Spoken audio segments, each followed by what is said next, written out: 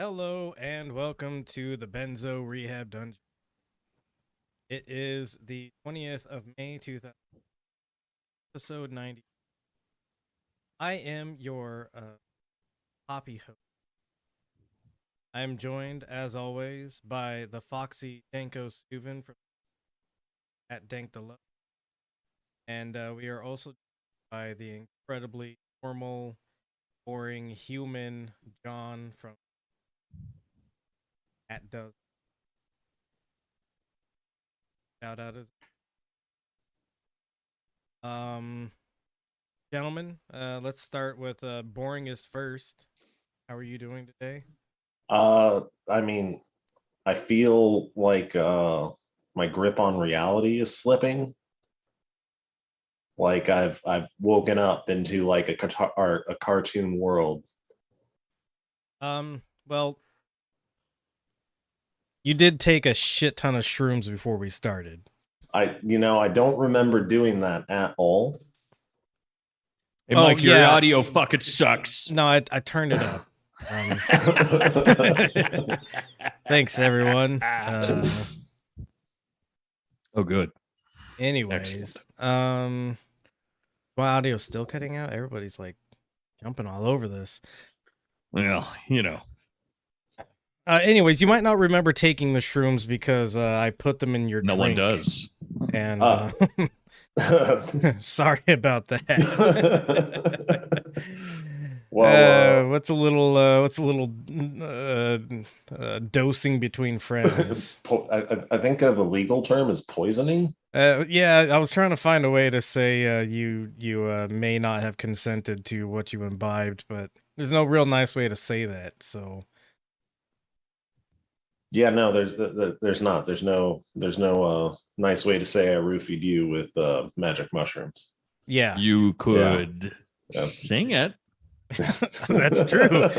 I put a gram of mushrooms in your drink. Beautiful. See, we this episode is the first musical episode, which is why we are fantasy animals. This right. Is, yes. We're finally being paid by Disney. Let's move on. Danko, the foxy Danko, sorry. How are you doing? I'm in hell, as you might be able to see. I do see that, yes.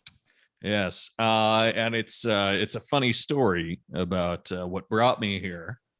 You see, I was the co-host of a podcast, as we used to say, on Earth.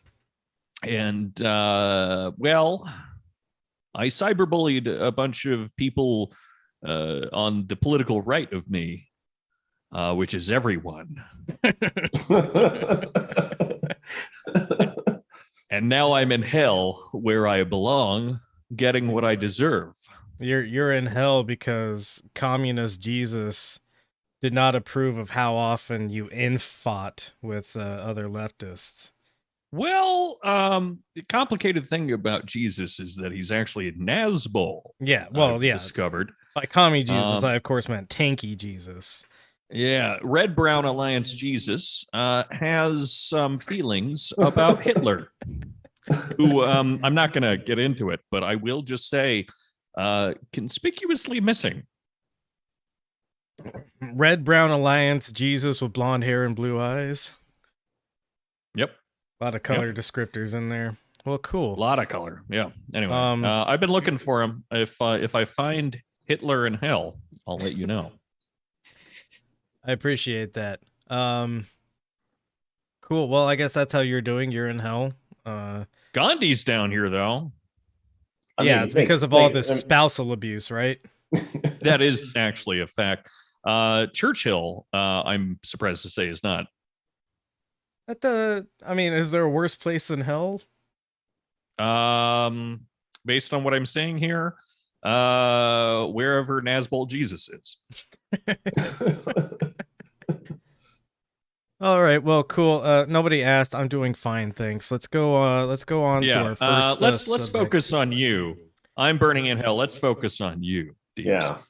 Well, I'm clearly just a hoppy little guy. Hopped up little, on speed. little runny Babbitt. I was enjoying my time in the forest until the fall of man, and now I've found this ruined building which provides me shelter from the rabid,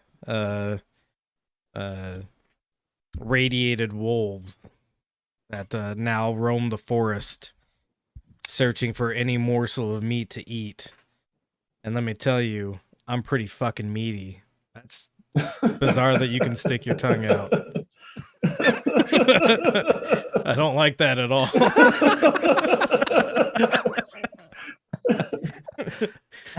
put that away. I'd rather you flash your dick on the screen. I am. You just can't see it. That's actually what it's reading as your tongue. Yeah, exactly. I just keep slapping myself in the face. Yeah. Oh man, that's horrible. All right. Well, so first item of business. We all watched a movie last week after the podcast. Would we like to share some words about it? Fascist. It was fascist. Oh yeah. And I hated it. And there was a volcano fight. We're talking about Morbius, right? Or Oh, I thought we were talking about Northman. oh, right. So that's Well, the one that I we mean, all- that he's we all describing watched. the same thing. So Oh, okay. There was a volcano fight in Morbius. kind of. I feel like every movie or video game has a volcano fight now. It's more like a mountain fight. Was the mountain on fire? Yeah. It's implied. Implied fire? Implied. Well, It's a movie, right? It's in a tropical Yeah. location, so Did you can just assume it's probably a volcano. Okay, so Let's go on. With That seems kind of racist towards volcanoes. yeah. Well, they congregate together, if you know what I mean. Lava vents. Anyways, I don't know what you mean because my internet's breaking, oh, Oh That's yeah, unfortunate. it looks like you're having a stroke. which might be Oh. because of my foxy little guy, but I refuse to give it up. no. Stay committed to the bit until Yeah. it gets really like annoying. Yeah, Hell yeah, that's stroke what I do. fox. So yeah, the Northman, very, very beautiful visually. A lot of neat writing in it. I think a lot of I think if you watch it like 2 or 3 times, some of the story elements kind of open up a little bit. Would you like to relate this to Hamlet in any way? I mean, these are stories. Yeah, that are- I mean, it's that's what Hamlet was based on. It's based on the legend of Amleth. So I mean, so yeah, it's literally the same story. What's well, I mean, it's a little bit Just different. one's cool. One's cool because it's got white supremacy. Yeah, he's not nearly as mean to his girlfriend in the Northman somehow. That is true, yeah. A So I little bit guess, kinder, yeah. although he does like it's pretty abandon- different, but he abandons her with 2 children, so that's kind of shitty, but Well, I mean, he had to cut a guy's head Yeah. off in a volcano. true. I mean, that's true. you don't We pass just up that ruined the whole opportunity. movie for everyone. I mean, Yeah. it's literally prophesied from the very beginning, so I don't think you can. Yeah, they do. They spoil it for you. They just Yeah. do it in a cool way. That's true. Also, we don't believe in spoilers here. You know. Yeah, I That's- was gonna say if something can be spoiled for you. Yeah, I was thinking about this the other day, and I've got some thoughts on what spoilers are, which is, spoilers are only a thing if you're watching a movie that's not new or interesting or doing anything like worth noting. Where like you could watch The Northman after hearing everything we just said, and it's still going to be a good movie. Spoilers Yeah. are for something like where, oh, we're watching the same True. movie that we've watched several times over, which is like, I don't know, let's put it into zombie outbreak terms. oh, we're watching a zombie outbreak movie, and then there's a plot twist, and that's, you know, if you reveal the plot twist before you're supposed to see the plot twist, that's what the spoiler is. And it's only a spoiler because that's literally the only fucking interesting thing happening in it, is that one plot twist that like barely deviates it from the rest. And really all it is it's just kind of like a new way of saying, oh, we're doing the zombie thing, but instead of a disease, it was actually vaccine injections or something, right? Yeah, I just spoiled there someone's are- future movie, I think. Right. There have been some circumstances where I've cared a bit about spoilers, but generally not in movies, which is funny. And like no one, just use Hamlet as an example, because this is literally, well, almost literally Hamlet. No one that likes Hamlet or is the type of person to like Hamlet it gets invited to the theater and says, I don't want to watch Hamlet because I already know how it ends. Right, exactly. You know? So fuck you, nerds. Got him. Got him. Cool. So that's the Northman. Good movie. Watch it. We spoiled it for you, but if you believe spoilers are real, you're a nerd. Yeah. Is that a summary of our review? 4.73 out of 5 stars. Yeah. I mean, it's pretty good. It makes looking or it makes living in a cave covered in dirt look very attractive. It does. A lot of cave dwelling. Yeah. Ooh. Yeah. So much cave dwelling. Dirty, sweaty cave dwelling. Yeah, I'd give it a 4.8. I'm gonna tell you what. For that, I just wish I could crawl into one of those caves. You know what I'm saying? Because you're a fox. I forgot I was a fox. Oh, I can stick my tongue out too. Oh, I don't like that. Do it. Oh wait, let me enhance. Do it again. I want to see how fucking adorable it is. Oh my, you're disgusting. Cool. Anyways, that is horrific. We have a whole ass show to get to. A lot on the docket today. A lot of cyberbullying we got to cover and agree with emphatically. So the subject of today's podcast, by the way, is cyberbullying, and I've decided that we're all in the pro cyberbullying side of the cyberbullying debate. If anyone would like to disagree, please do so now. Otherwise, we're just going to do a bunch of cyberbullying, and you're going to feel uncomfortable. I've never seen it go poorly. Yeah, you know, and it's always been good in my mind. You know, I'm just gonna say, if a certain supreme gentleman were bullied more, he'd have just killed one person. Which, you know, himself. That's the joke, is that it would be him. Cyberbullying is pulling the lever in the trolley problem. Yes, it is. Cool. So we've got our first thing that we need to cyberbully, which is a subject that we've cyberbullied a couple of times now. And this is the Millennium Tower, which is still a fucking problem. Of course it is. Oh yeah. And now it's gonna be a problem until it's not, very suddenly, you know. Yeah, until it very suddenly becomes like a huge problem, and then after a bit of cleanup, we don't think it's a problem anymore. And then we build a huge problem for 4 minutes, and then we build another gigantic fucking problem on the ruins of that old problem because we don't learn any fucking lessons. It's tradition, man. Come on. Yeah, it is tradition ever since unironically 9/11. But anyways,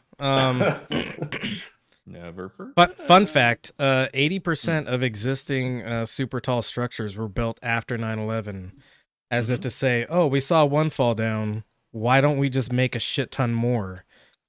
And you can what's that? Hamartia. It's the tragic flaw in the hero that causes his downfall. Exactly. Like big ass buildings financed with blood money. Exactly. Yeah. Cool. So, John, go ahead and roll this. Beleaguered Millennium Tower is back in the spotlight tonight. There is progress with the sinking and leaning luxury high-rise in San Francisco. However, even as work continues with the $100 million fix, we've learned that there's a nearly forgotten underground wall that could prevent the building from righting itself. Investigative reporter Jackson Vanderbecken has the exclusive story. Jackson! Here at the Millennium Tower, crews are working weekdays and Saturdays to dig down on two sides to support the sinking building to bedrock. That makes sense. The goal, engineer Ron Hamburger told city officials, is to stop the high-rise from sinking any further at the northwest corner and shift some of the weight to the opposite side of the building. In theory, that should reverse some of the tilting, which new data shows has now reached 28 inches at the Fremont and Mission Street corner. But although the building remains safe, we believe the project needs to resume construction and complete this construction quickly to stop further settlement and tilting and to allow some recovery of the tilt as was originally planned. But there could be a hitch, a big one. It just creates a huge amount more uncertainty about how it will respond when you implement the PPU fix. Deep Foundation expert David Williams is talking about this massive underground wall shown in this early construction photo. It's 3 feet thick, made of steel and cement, and built as sort of a buffer wall between the tower's foundation and a 5-level deep parking garage next door on the east side. That's the side under Hamburger's plan that needs to settle and sink down once weight is shifted to straighten the building. In the photo, you can see the steel beams on that wall, and above that, held in place by pieces of lumber, is a foot of soil put on top to allow the 10-foot thick concrete mat foundation of the Millennium Tower to settle down. But since that time, the tower has sunk through that soil and is nearly on top of the wall, which could prop up that side of the building indefinitely and doom any chance of reversing the tilt. So there's a lot of concerns about the fact that it may be hung up on the Sharon Wall. When asked back in 2019 if the underground wall could get in the way of righting the building, fix engineer Hamburger assured a city panel of experts that when the weight is shifted to the east, that entire wall will sink into the clay underneath it, and that will allow the tower to start to right itself. But veteran geotechnical engineer Bob Pike is skeptical. I'm inclined to think that the wall will not go down very readily. Pike says that's if the wall is sturdy enough to handle the you added go ahead weight and without stop it sinking. here. And if so, Basically, there's an old wall that they built to keep the foundation shored up, and now that the tower has sunk so much, they're pretty sure that when they try to right the tower, it's just going to be on top of that wall, so they can't actually right it because, you know, it'll just be on that wall and not have anywhere to give and go. So it might be just like permanently fucked at this point, but, you know, let's keep trying to do it, I guess. Yeah, I mean, God bless. Hope so. But what happens if they try to left it? Well, that's the problem is instead of writing it.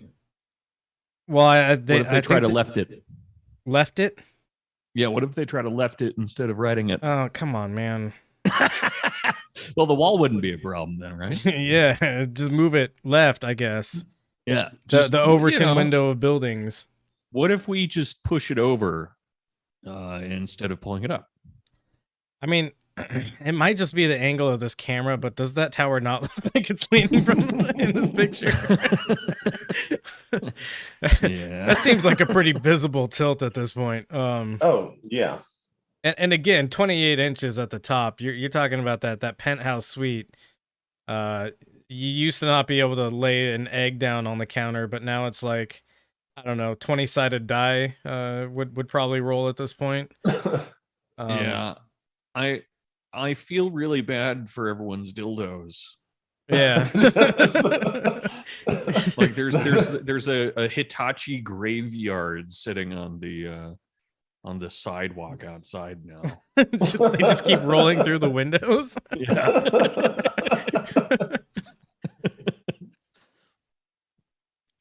So yeah, that's all the jokes I got.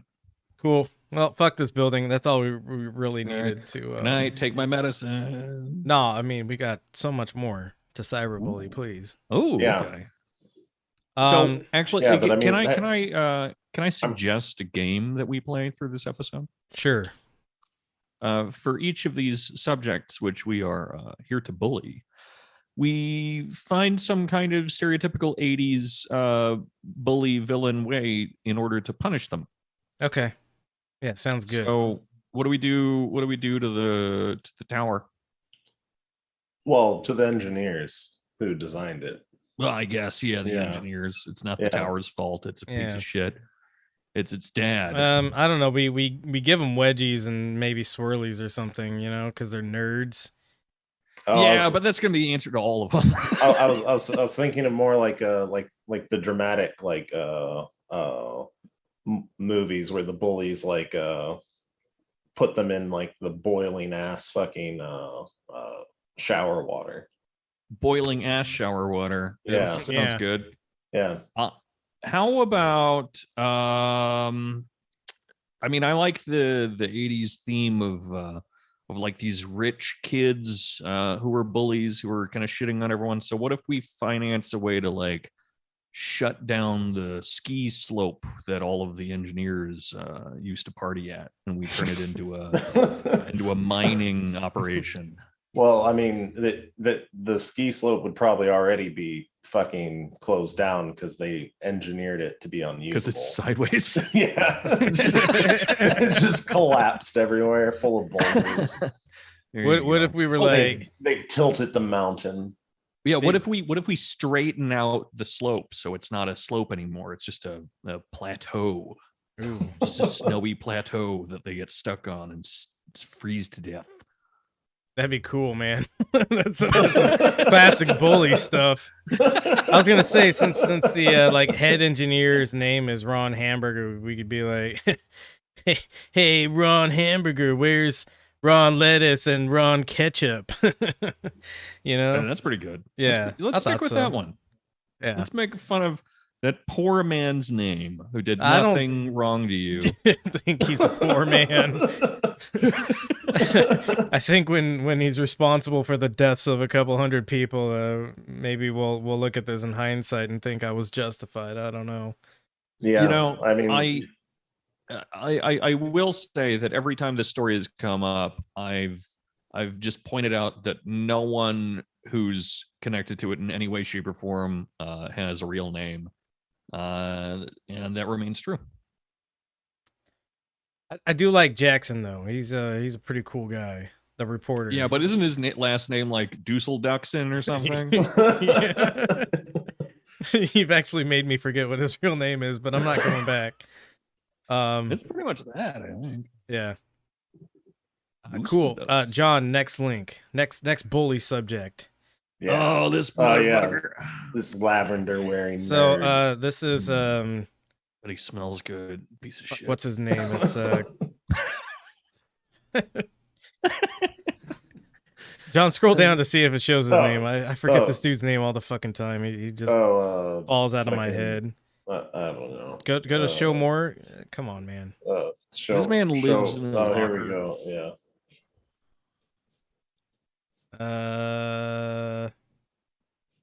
No, doesn't say. This is Guy McGee. Guy McGee. And he's interested in doing some war posturing. Yeah, that's my favorite kind of posture. So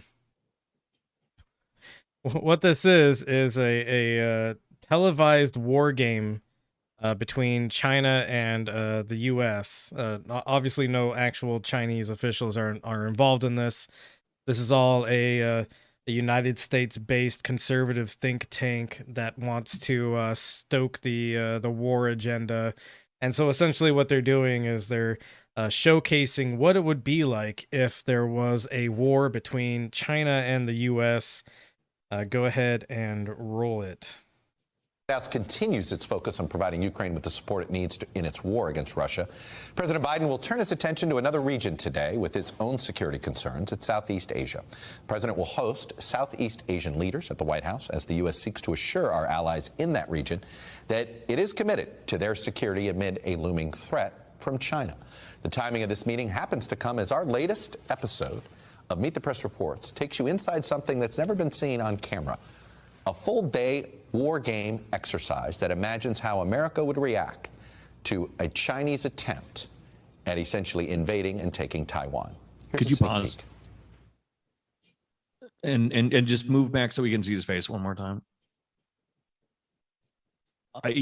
This guy, every time I see him, he actually looks a little bit older in the one frame that you chose.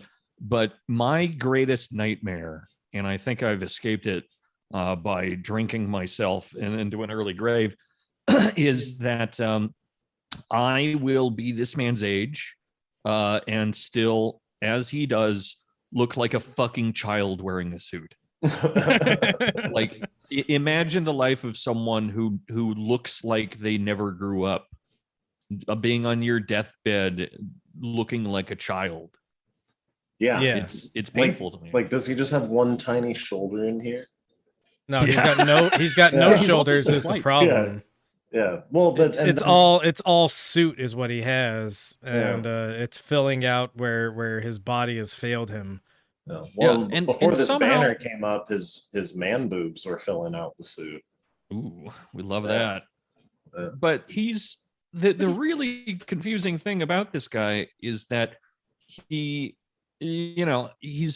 looks like a child, but he also looks like a child who has a gray beard, is balding, and has giant bags under his eyes, which are, again, all qualities that I have as well, except I'm a sexy fox. Right. With a hoodie. But yeah, how I don't know. Like, he looks 8 years old to everyone, right? He does look a little fresh in the face. Yeah. Okay. But like the I'm just balding fixated and on it every time I see him. I'm like, But he kind of looks like he grew up drinking water out of a lead pipe in the eyes, though. You know, like an 8-year-old who's had way too much lead. I'm loving this definitely. cyberbullying, guys. This is great. And you can feel completely justified because he's propagating war hysteria with China. And to be clear, the only reason I'm so fixated on this is because no one trusts news people now, especially, but even worse. You'd at least hope that they would try to pick someone who looks like they could be an authority on literally anything. Yeah, which you don't get when you look like a baby. Anyway, that's my whole shtick. Thanks for listening. Cool. Play it, John. Invading and taking Taiwan. Here's a sneak peek. And taking. As you can see here on the map, is a very large concentration of Chinese Wait. These are just fucking, what is this, MSNBC? Yeah, these are just MSNBC people jerking off over a map. No, it's actually a think tank, a conservative think tank that they decided to host. Yes, jerking off over what is essentially a risk map, but focused on the Pacific theater. I've decided that I want to join a think tank. I don't give a fuck about anything anymore. Yeah, that's my dream job. I already play D&D once a week. Yeah. I could that's actually I could do this. That's actually exactly what I was going to end up relating this to. This is essentially a role-playing game for weirdos who want to stoke war fear and anxiety, and by doing such, set the tone for a conflict that doesn't need to happen. Which actually brings me to my thought as soon as I saw the child's face, which was that I already have the perfect punishment for him. And it's the perfect punishment for, I'm sure, everyone we're going to see tonight, which is, the Dante-esque one, where we just give them what they want. Yeah. So let's start a war with China. But yeah, no, this is essentially, I mean, this has no basis in reality, because as we've seen, the thought when the U.S. invaded Afghanistan and Iraq was, oh, we're gonna crush them immediately, and then like 20 years later, that didn't happen. What did happen? How did that go in the end? I haven't been paying much attention. It didn't go as planned for 2 decades. Really? Yeah. Oh, Jesus. How bad was it? Not great for anyone involved, but especially bad if you were just like a civilian in that region. That's pretty funny. That's good. Mm-hmm. Hey, but I hear more Middle Eastern kids get tattoos now. That's pretty cool. That's a net positive. Pretty dope. Yeah. We socially liberated them. And then the other, like recent thing that's happened is everybody thought if Russia did invade Ukraine, it would be, a pretty one-sided affair. Obviously that's not exactly what's happened. So all this war posturing is essentially just weirdo dorks with military tech and like military history boners trying to RP what the situation would be like. And again, there are no Chinese officials involved in this, so you have an American conservative think tank guessing as to what China would do, being responded to by again the same American think tank, conservative think tank, responding to this imaginary China with an imaginary US. So none of this means anything. But MSNBC is going to put it up there like this is something that matters in any kind of strategic way. So it's just bizarre, and all these fucking dorks should be put up against the wall. That's what I'm gonna do to bully them. Is I'm gonna put them up against the wall and shoot them. I also these are like for all the people that say cyberbullying is bad. These are those kids that you defended, like that where you smash down that instinct to bully them, and these then guys they didn't kill themselves. These guys need to be bullied so that at the very least they don't have the confidence to put their bullshit out on the fucking news like this. Yeah, guys, this is a fucking ecosystem, okay? You got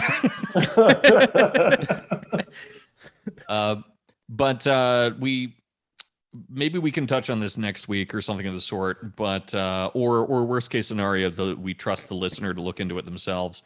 But in terms of these war games and how hysterically they end up going, check out the Millennium Challenge in 2002.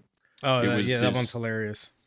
Fucking awesome war game debacle. Like they simulated combat between the U.S. and some fictitious Persian Gulf state. And it's one of the fucking funniest things in the fucking universe. The U.S. ended up losing, didn't they? Yeah, well, they lost, I think, like multiple times because they kept on like redoing it in ways where it's just like, okay, but yeah, now the Persian state is not allowed to shoot guns. Right? Yeah. No, they kept having to handicap them. Just in insane ways. Anyway. Look it up. It's so good. So these war games, I mean, I'm sure in some extremely vague gestural way are useful to someone, but mostly they're just propaganda tools. They're really useful for Raytheon executives and anybody who has stock in Raytheon, the company. Useful as far as like actually planning a war? No, absolutely not. Right. Well, I mean that's more or less what I meant. Yeah. It's anyway, they rule. They're very cool. We should have a bunch of them, and they should be filmed so we can all laugh. Yeah, and that's what's problematic about this is that this isn't being presented in a way where it's like, look at these fucking dorks who think they know how this war would go. It's this is a real indicator of how this war would be, and we should take this seriously. And also, like, yeah, China does like continually threaten Taiwan, but that doesn't mean they're actually going to do anything ever. So we don't really need to like explore whether and like whether or not we would need to put boots on the ground if this happened in the first place. It's just like Ukraine. We're not putting boots on the ground in Ukraine for a reason. Why would we put boots on the ground in Taiwan? It doesn't make any sense. And when you're dealing with other nuclear powers, it might make a little bit more sense to stay back a little bit. But yeah, anyways, play a little bit more of this. It's kind of silly. It's kind of stupid. Get used to all the faces so you can bully them. Operation Army forces at potential ports of debarkation for an invasion. We want to focus on a last-ditch effort to deter. This is a time to be sending the strongest possible message to Beijing, both privately and publicly, that there will be very severe costs if they actually go through with this. China has sort of seen our reaction to Ukraine, and we want to make sure that we're surprising them with how we react here. Hit the Americans as hard as we possibly can. Go ahead and pause it. Shit ourselves with our diapers at them. It is D&D. It is exactly D&D, exactly like I was saying. I was going to end up relating it to. And then you have that fucking guy, this little fucking Poindexter nerd taking notes like, oh yes, this is very serious. I have to take this very seriously. Stop sticking your tongue out, man. But he's sitting there like listening attentively and like typing some things down on his laptop. Like, bro, this is a war game scenario, and one of the first ladies says we need to send a strong message to China about what we're gonna do, and it's like we've already like we know that's not going to be, because you've got the conservative think tank on the other side. Same group, by the way. It's just the same group is playing two different characters, one being China and the other being the U.S. It's already a foregone conclusion that they're going to ignore any like supposed diplomacy attempt. It's all written into the fucking story of the dumb game they're playing. They might as well just play fucking ends Risk. up saying, like, so where we start. We're in the most desperate, terrible situation possible. So Yeah. we're just going to start at the end here. Exactly. Yeah.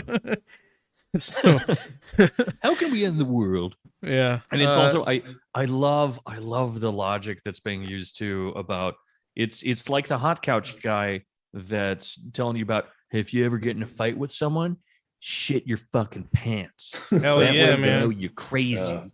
Yep. They know you're a fucking psycho. The guy who's never been to prison that says, all right, when you get into the slammer, walk up to the biggest dude you can find and punch him right in the mouth. Yeah, exactly. And then you'll get stabbed in the dark later.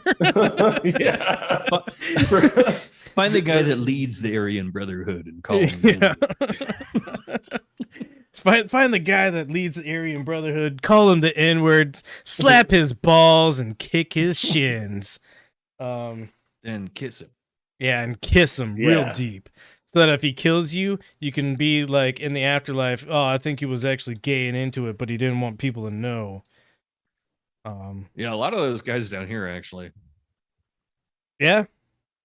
Yeah. They're closeted gays. Is that what you said? Yeah, closeted gays go to hell. Well, just I mean, closeted and otherwise, you know. Look at my happy little rabbit guy. Play just a little bit more, John. Pacific, keep them out of the fight while we move on Taiwan. I would support an early knockout punch against Guam. I think we start very forcefully with a missile bombardment on Taiwan. I think we want to bring their military to their knees. The more information All right, I found, well, that ad break will serve as the natural showed break how for much- this segment, because what you had was a bunch of fucking dorks who in no way represent China, saying what they would do if they were Chinese military generals in order to take over Taiwan. Doesn't mean anything, shouldn't be taken seriously. It's just a LARP session. That's all it fucking is. And I love the Chiron inside a real life war game. Yes, that's what's so shitty and dumb inside about of my this. real life fantasy. Yeah, inside of my real life foam sword battling game, which you know, hey, I don't mean to shit too much on foam sword guys, but you know, it's if you took it seriously as a war, please don't. You know, yeah. You know what I'm doing right now? You guys can't see it because I'm, you know, I have an avatar. Ooh, yeah, Avatar 2 coming out, Ooh, guys. yeah. But I'm currently making out with my real life fantasy Canadian girlfriend I met at summer camp. your real life fantasy hentai Canadian girlfriend. Yeah. She's got knockers, big ones, and tentacles. Yeah, I was gonna say probably dick tentacles too. You know, so Kaladin in the chat is saying why you got to call me out like that because I mentioned foam sword fighty guys. Oh, I thought he was admitting to being my girlfriend. No, you really just kind of called yourself out, man. I didn't name you. I didn't shame you. You called yourself out on that one. Yeah, so you bullied yourself. Yeah, you gotta take that L, homie. Take that L. All right. So let's go to our next cool guy to bully, which is Jordan Peterson. Apparently had quite the weekend because Friday night he barges into our podcast. And then what was this? May 16th. So that would have been Saturday, I believe, or Sunday. Yeah, Monday. Was it Monday? Yeah. I don't know how fucking time works, man. I just know because today's the 20th, and and then I got really drunk alone. All right. So, anyways, I woke up in the dark with no one to soothe me, and I was confused and scared. And that was and then you removed the blanket from over your head, and everything was fine. Yeah, and you were there, and you were there. That was detox hallucinations. I've had them before there. Yeah. Anyways, so Jordan Peterson has a wild weekend. He bursts onto our podcast Friday night. And by Monday, he's fat shaming completely normal, attractive women, for being on the Sports Illustrated swimsuit cover. Let's be fair though. He doesn't say anything about why he doesn't like her.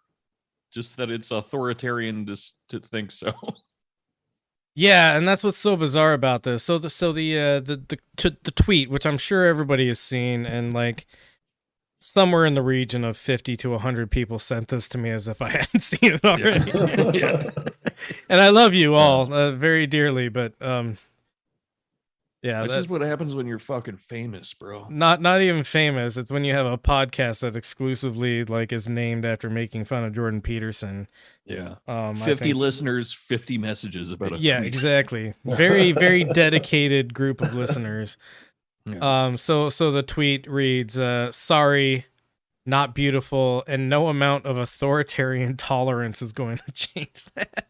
Hold on, can we try this again? But I'm gonna invite him over. Do the voice. Thank you. I just want to see it come out of a fox's mouth. Hey, Jordan, come here. All right, thanks, man. Hold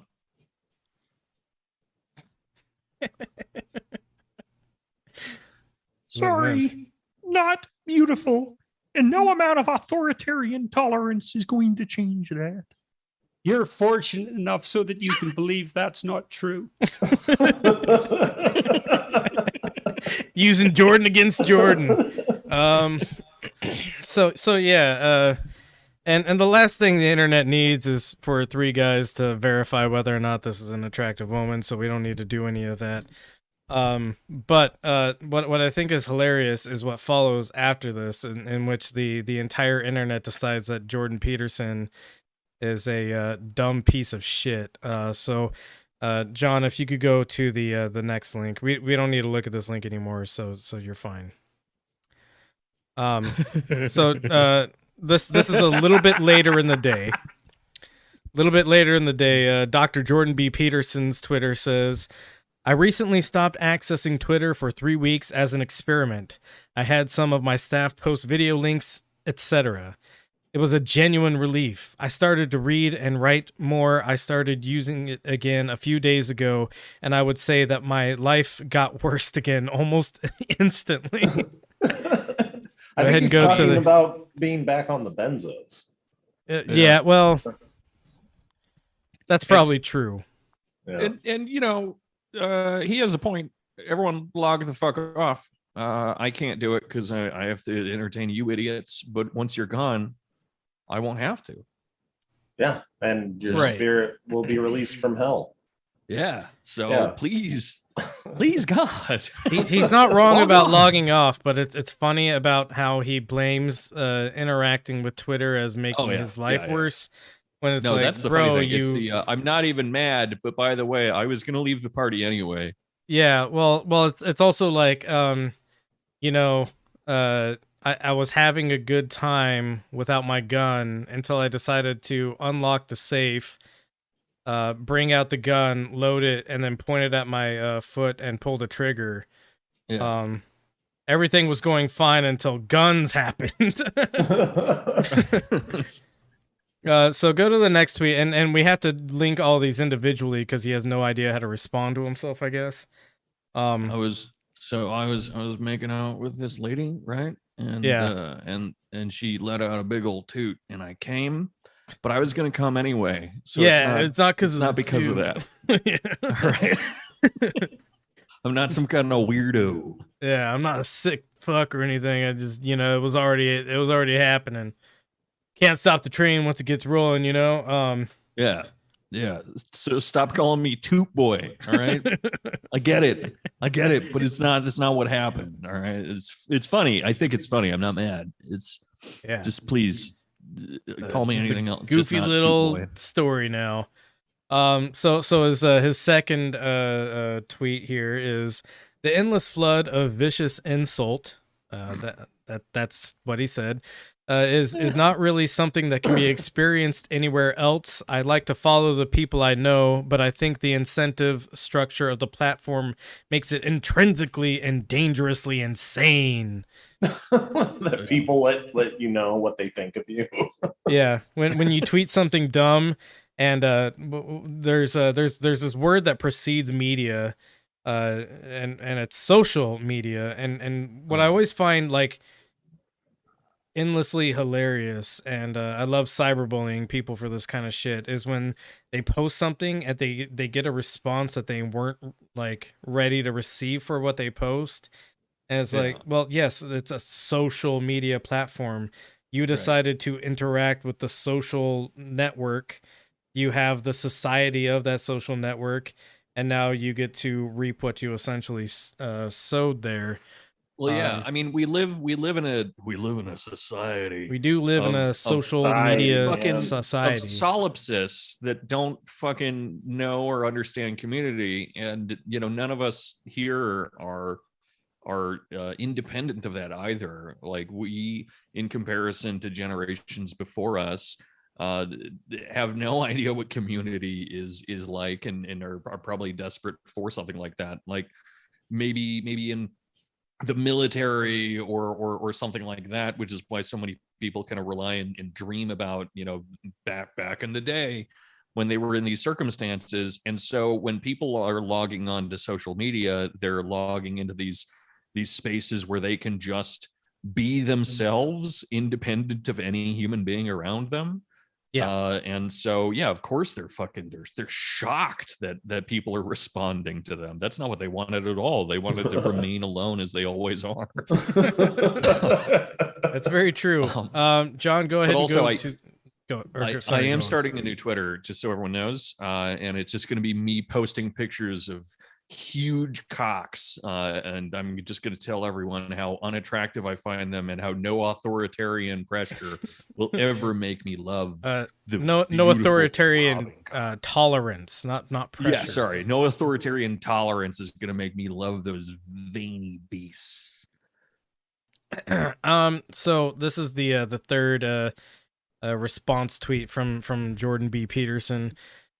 So I told my staff to change my password to keep me from temptation and of departing once again.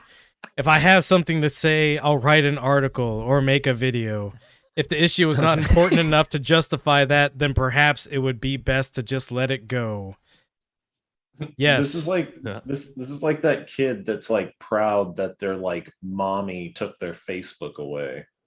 Yeah, and it turned out I had it inside of me all along to shut the fuck up. Yeah. Right. My mom, she's going to be looking at my Facebook, and she's actually going to read all of the messages that you send. So don't say anything mean to me. Hell yeah. And then go to the fourth response to himself, which again, man, learn how to. For a guy who spends so much time on Twitter, he has no fucking idea how to do it, which is sad because I spent like 5 minutes on Twitter and I know how to use it better than him, I think. But anyways, he responds to this last tweet of his with and I plan to write an article on the technical reasons that Twitter is maddening us all very soon. Bye for now. So basically, He doesn't have to. I just did it. Yeah. This is first off. This is a territory that much better researchers have already covered. So like his opinion article means what? To this discussion, probably nothing, because it's all going to be based in I said a dumb thing on Twitter and the Twitter community jumped all over me. Yeah, so I mean, I don't even know how to dunk on this guy anymore because I'm gonna force him to kiss a girl. Yeah, right. Right.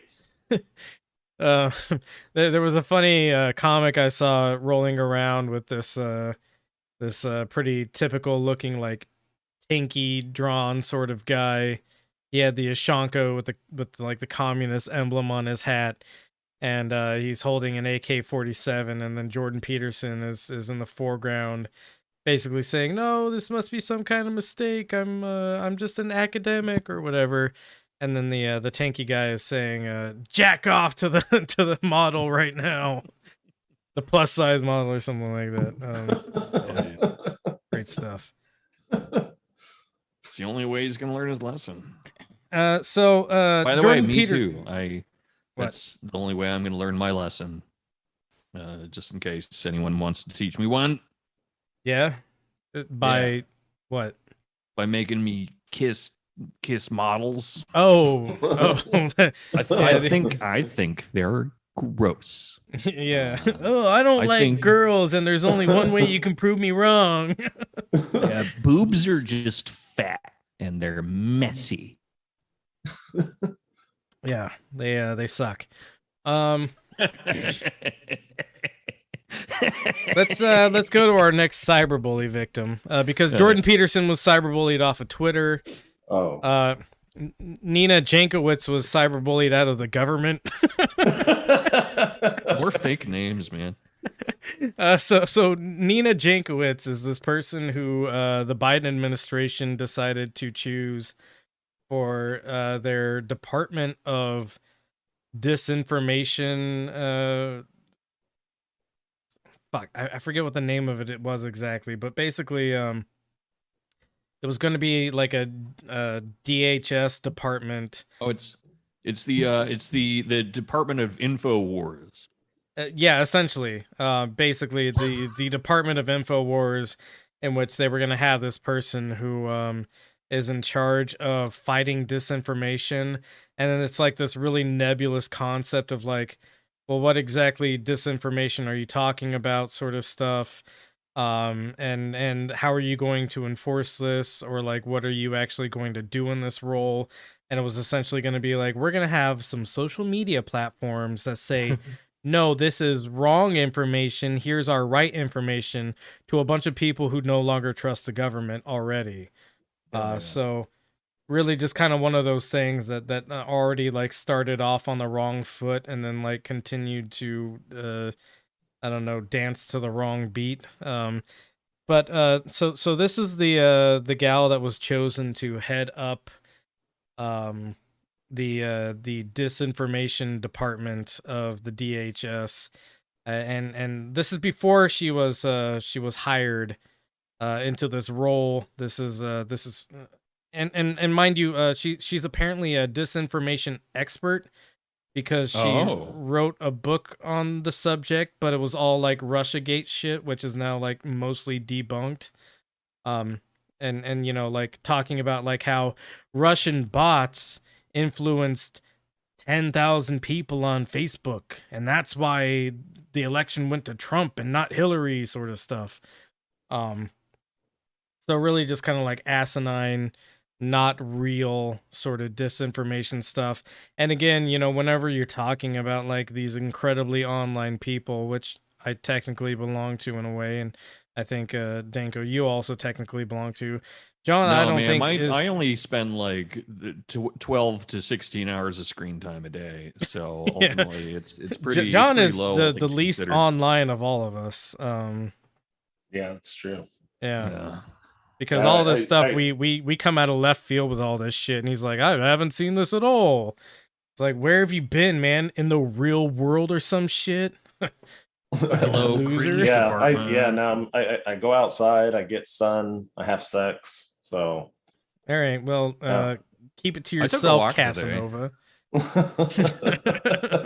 I forget what word I ended up using. I was on a date a few weeks ago, and I said some internet word that just came out of my face. I think it was a slur. No, but it's some kind of internet word, and this woman just looks at me like, "What the fuck does that mean?" And I'm like, "Oh shit, I have to explain. I haven't spoken to a person in so long." We literally went on a road trip together, you fucker. I'm not a person. Well, we were speaking in weird code by the end of it. I mean, you guys like only talked in the Facebook chat. That's true. It's really weird just like listening in on your conversations.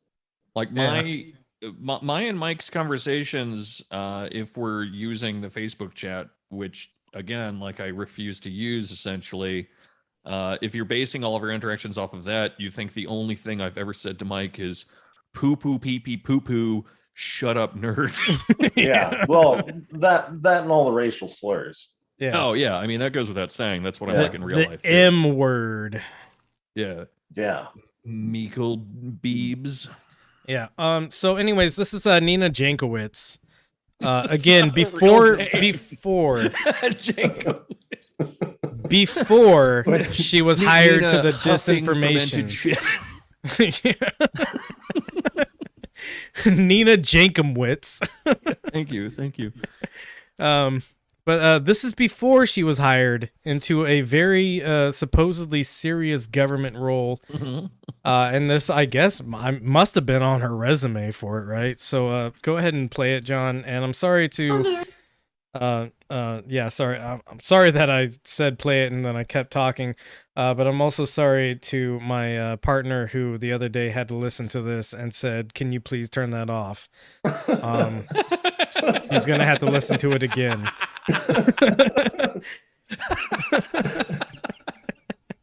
I mean, playing hideous sounds and music is it's the Geneva Code allows it, right? So it's fine. Yeah, as long as it doesn't happen for more than 12 hours. Yeah. All right, go ahead and play it. Is really quite ferocious. It's when a huckster takes some lies and makes them sound precocious by saying them in Congress or a mainstream outlet. So disinformation's origins are slightly less atrocious. It's how you hide a little lie. It's how you hide a little lie. It's how you hide a little lie. Is she trying to get like teenagers and like young people, or is she trying to get people in their fucking 80s? She's trying to give people cancer. Yeah, this is a parody of the Mary Poppins supercalifragilisticexpialidocious song. Hey, you think a Gen Zer knows what that is? No, that's the problem. Is why would you choose this person who has no idea who she's talking to? Chimney, chim. Yeah. So, anyways, play a little bit more of this. We are with you. We only make. Giuliani shared bad intel from Ukraine. Or when TikTok influencers say COVID can cause pain, they're laundering disinfo, and we really should take note and not support their lies with our wallet, voice, or vote. Oh, information laundering is really quite ferocious. It's when a huckster takes some lies and makes them sound precocious by saying them in Congress or a mainstream outlet. So disinformation's origin seems slightly less atrocious. Jesus. Ooh, buddy. Yeah. What a stable person. Yeah. So anyways, party she goes to. Yeah. She's not off her fucking meds or anything. offered a very important government role by the Biden administration. So things are going great still. Go ahead and go to the next link, John. I mean, her eyes were crazier than Hillary Clinton's. Pretty high bar to meet too. Yeah. She was czar of a department that was just full of a whole bunch of drama nerds and polycules. Mm-hmm. Go ahead and scroll down. I'm not sure what happened to this link here. You're hovering over the top. There we go. So Biden's U.S. counter disinformation advisor resigns after 2 months on the job. Essentially, she was cyberbullied off of the internet because people kept on like linking that video of her anytime she would post something, or just like "shut up, nerd" sort of stuff anytime she would say something. And then they've also put the entire like department on pause for now. So after 2 months of operation of the incredibly well thought out disinformation counter disinformation department, it's all on pause, and they don't know where it's going to go from here. This is actually really cool news because it proves that we actually are in the future after waiting so long to do it, because we live now in a moment in time where the internet is able to bully a department into not existing anymore. This is why I'm pro cyberbullying. God, it's beautiful. We need to cyberbully ICE. DHS. We need to cyberbully the presidency and the Supreme Court into not existing. Well, yeah, I mean, there's a lot of things we can cyberbully. Fully endorsing cyberbullying. You know, absolutely. If some mean comments on Twitter and Facebook, and maybe a couple of death threats, which I don't condone. Yeah, I mean, officially, you know. Yeah, like don't do death threats, but if you want to like quote things at people, if you want to just like spit some Mao quotes at people, nobody can hold it against you. But yeah, literally cyberbullied a department out of existence. Which is so good. Yeah, it's amazing. It's just there's no other way to say it other than it's amazing. Of course, the excuse she gave is that she's having a child soon, which is like, all right, if you're having a child soon, you knew that 2 months ago when you took the job, so why would you take the job? Sounds like she's making up a pregnancy to not have to go to school anymore. Well, it's kind of like what a lot of shamed politicians do, which is they'll say like, oh well, you know, I really would like to spend more time with the family, so I'm gonna bow out of politics for now. And this happens with dudes all the time whenever they I don't know try to have sex with someone who doesn't want to have sex with them. That sort of thing. We'll see a kind of a situation. What? Is they say they want to be with their families? Yeah, whenever like a politician is like shamed. Oh gosh, you don't want to fuck? I'm going to spend time with my family? No. When like a sex scandal comes out. Oh, about a politician. That's actually true because their wife is just like, you piece of shit. It's like, I'm gonna try to. I mean, it's true to an extent. But yeah. I mean, this is like a classic excuses. The family is calling and I need to spend more time with them, which is amazing and funny because nobody in the working class can relate to that at all, where they're like, oh yeah, spend more time with family. I would love to do that, and I would love to just have that free choice to be able to do that, but it turns out I have to work every single fucking day for the rest of my life, and I don't get a break from that. And because it's working so well so far, we might as well compare this to, you know, like what kids do, in the sense that you know, it's like a kid who got himself in shit with the other neighborhood kids and ends up saying, hey guys, I have to go home. My mom's calling me. Yeah. Oh shit, that's my phone ringing. Yeah. Did you hear that? I think that was my mom. I gotta go. I can't fight you behind the schoolyard now. Yeah. Only because my mom said though. Otherwise I'd beat your ass. Yeah. My mom's such a bitch, saving me from having my ass beat. Cool. So that's the story of Nina Jankowicz. Hopefully we never have to hear that name again. But I don't have a whole lot of hope for that because these people have a tendency of like popping up, you know? Yeah, she's gonna pop up with the same frequency that what was his name? It's not Scaramucci. No, Scaramucci. That was a real guy's name. No, that's the guy from the song, isn't it? No, Scaramucci was the press secretary for a while for Trump. Yeah.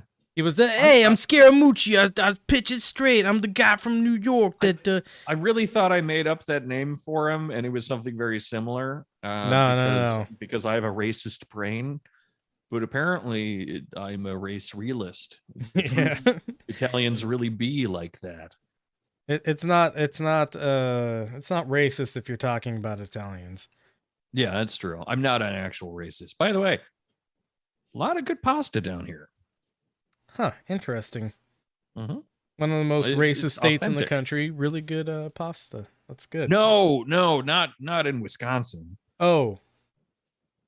In hell. Oh, yes, because the water is always at boiling temperature. Yeah, it's a lot of pasta, homosexuals, and communists. Sounds like I don't know, early 30s Italy. Yeah, it's not bad. Yeah, it's all right. So George W. Bush did a thing which if 100 people sent me the Jordan Peterson thing, probably I would say 50 to 75 sent me this one. Good one. It is a good one. And there's more we should talk about than just like he made a little slippy do. Let's dunk on him. But go ahead and play this clip, John. It looks like fucking George Bush's scalp got hit by a radioactive dart.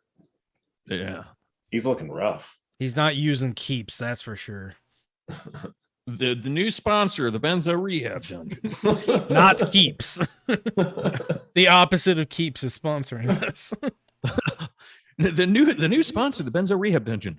Loss. Is this loss? It is loss. John, please play this. In contrast, Jesus. Russian elections are rigged. Political Unlike opponents his. are imprisoned or otherwise eliminated from participating in the electoral process. The result is an absence of checks and balances in Russia. Can you turn it up a little bit, John? And the decision of one man Nope, never mind. to launch a wholly unjustified and brutal invasion of Iraq. I mean, of Ukraine. Anyway. What the fuck? Yeah, so that's that clip. You can go ahead and pause it now. While giving a speech at the George W. Bush Institute, he slips up and instead of saying the brutal invasion of Ukraine, the wholly unjustified, or the decision of one man to launch a wholly unjustified and brutal invasion of Iraq, of Ukraine, is what he says. And then he does the little laugh that tell that like the whole Bush family has. Yeah, because his father, I forget what exactly it was, but I think it was I think he was talking about the Kennedy assassination, and like right after he mentioned it, he did that same kind of like yeah, like right. all of the Bushes, they all have that creepy yeah, I did it. Yeah, and old Bush, George W. Bush, or is it Herbert Walker is the old one, or is it Herbert Walker is this one? W is our boy here. Yeah, okay. So Herbert Walker, he was in charge of the CIA for quite some time, and probably had a role in the Kennedy assassination. Nobody can know, but not outside the realm of possible. Yeah, but we know. And then so you get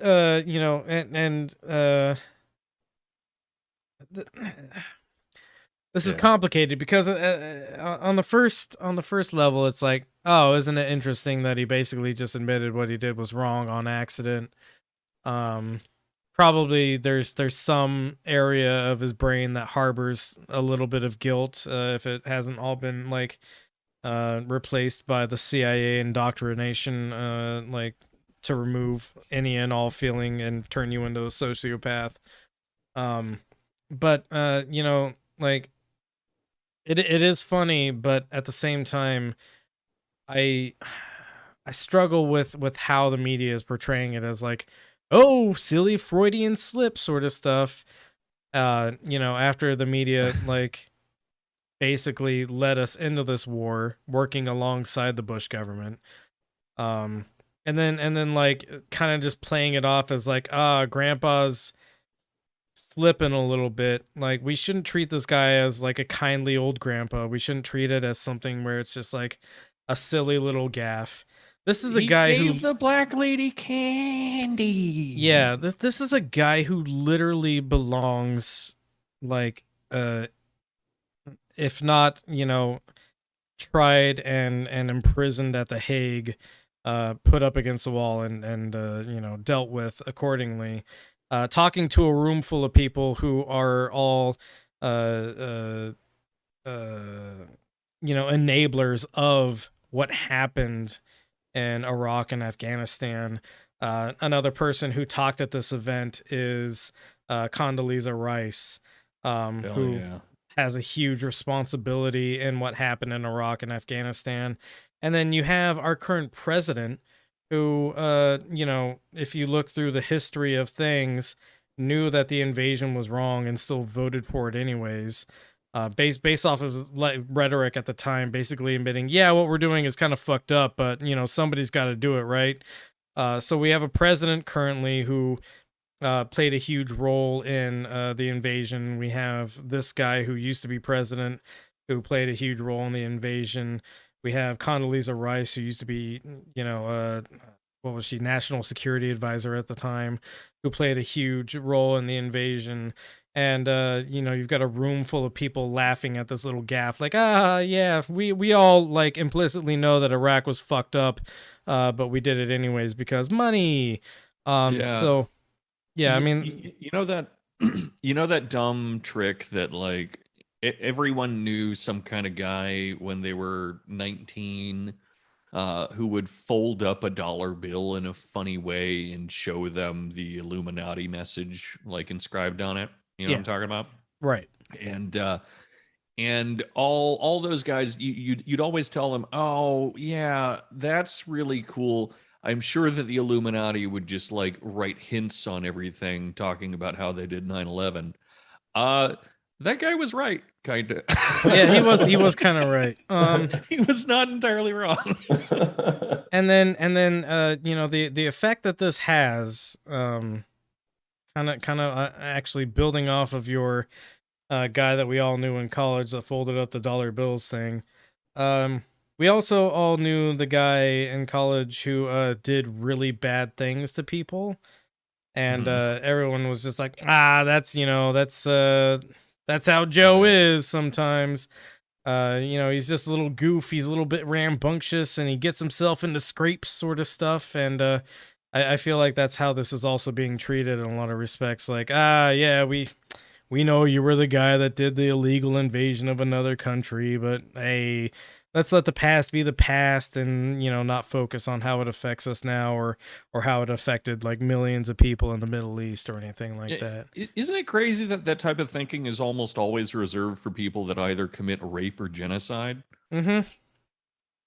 Yeah. Like, it's interesting. Like you don't have a whole lot of people who are just like, oh yeah, Billy, he just steals money out of people's wallets. It's just a thing that he does. Don't worry about it. But like, keep an eye.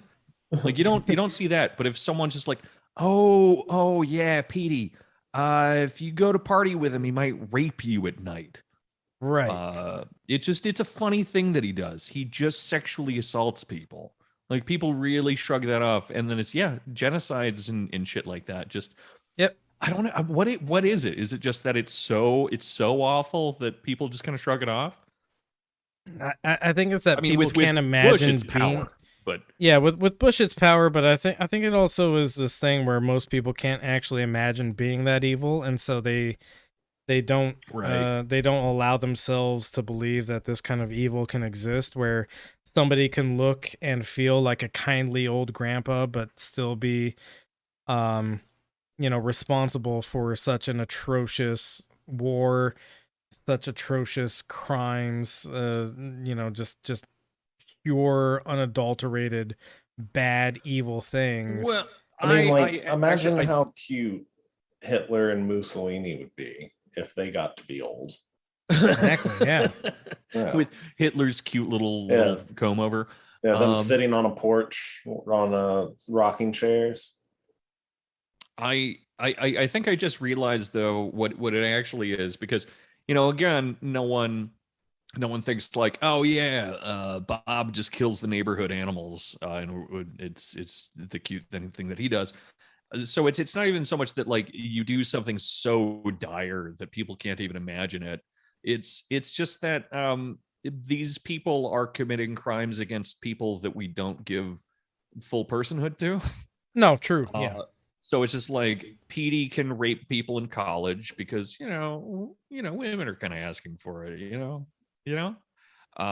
and Bush can just fucking kill half of the population of Iraq, and a whole bunch of fucking soldiers and shit.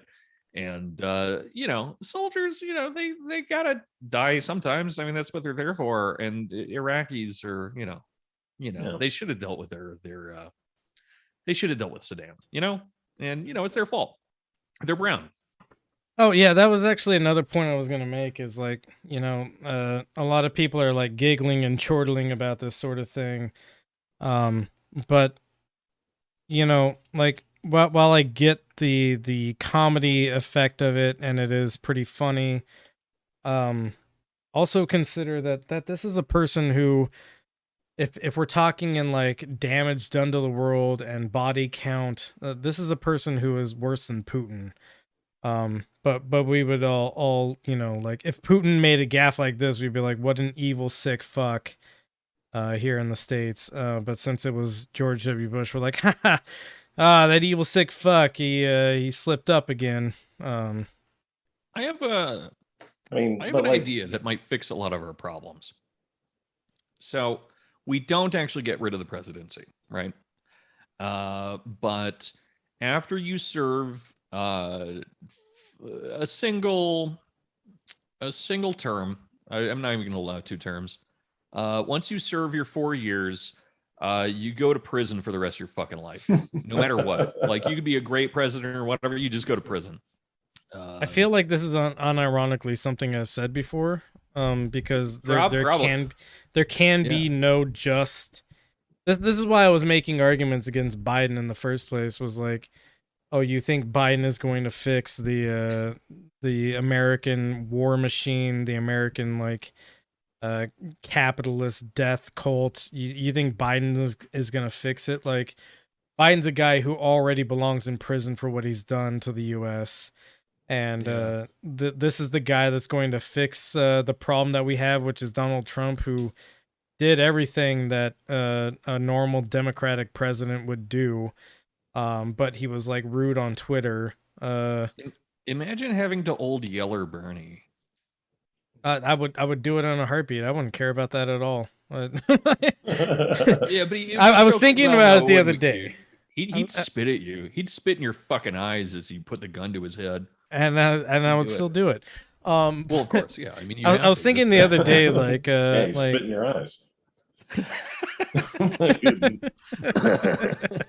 didn't deal with that kind of disrespect. No, absolutely. Like, if a group of people decided to get rid of Congress, the only people I would like feel bad about are like Ilhan Omar and Cori Bush, and like the rest I'd be like, take some losses.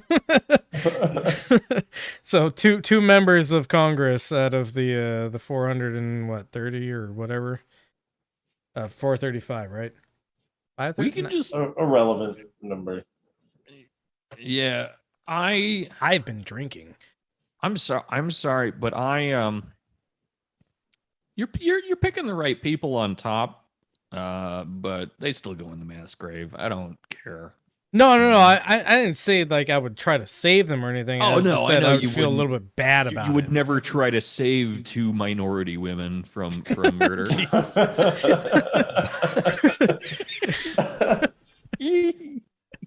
I'm being cyberbullied on my own cyberbully podcast. Yeah, Deebs did pick the white rabbit. I did, yeah.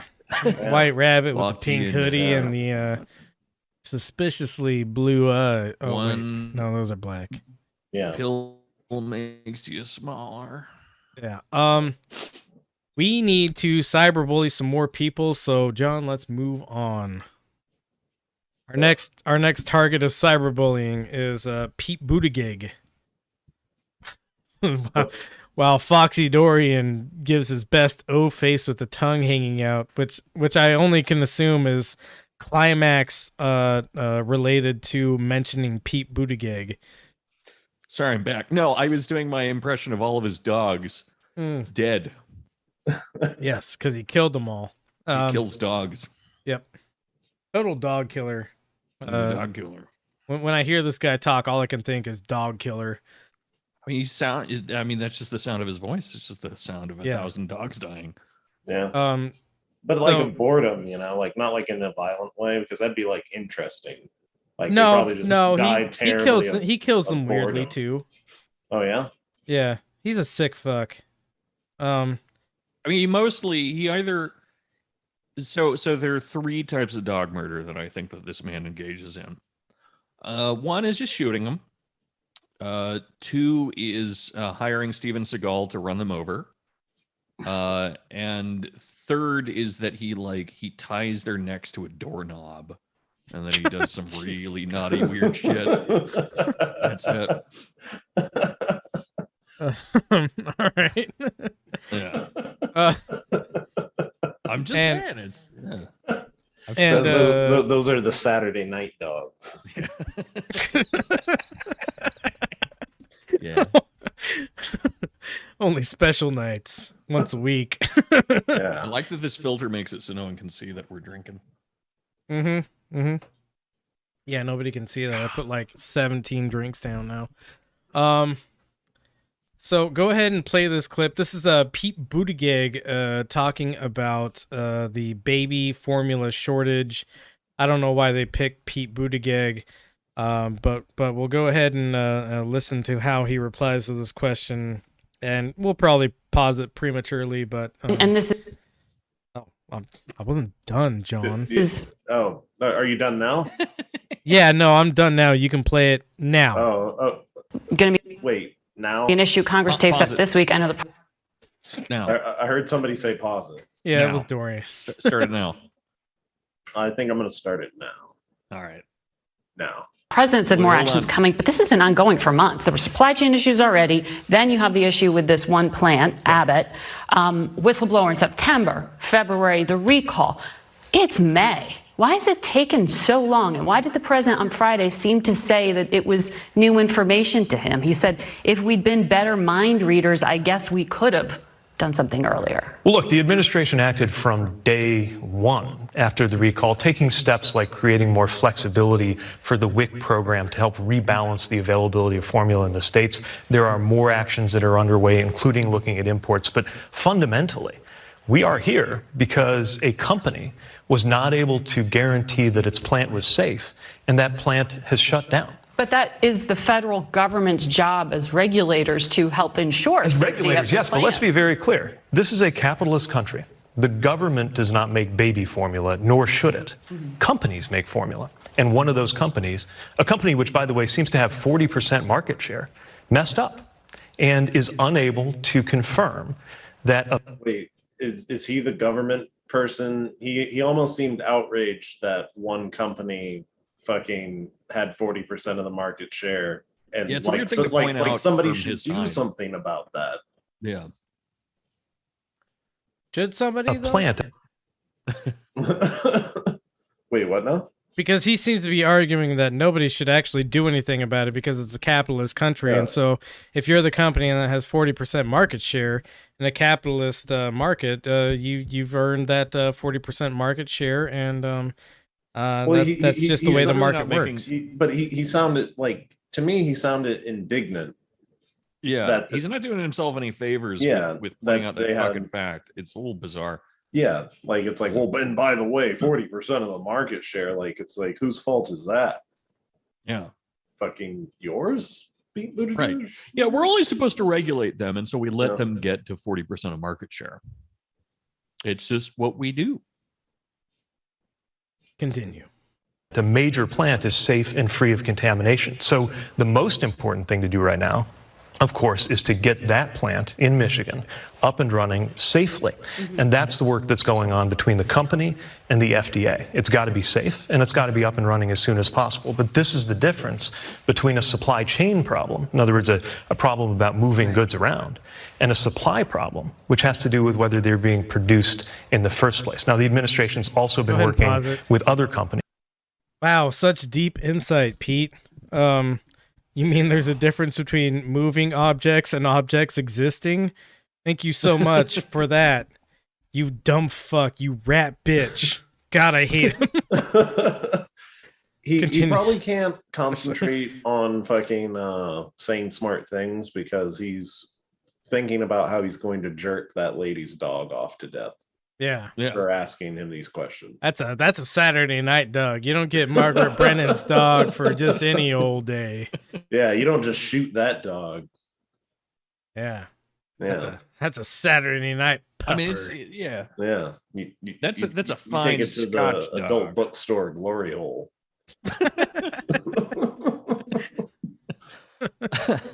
Oh, yeah. Keep playing. But it's funny because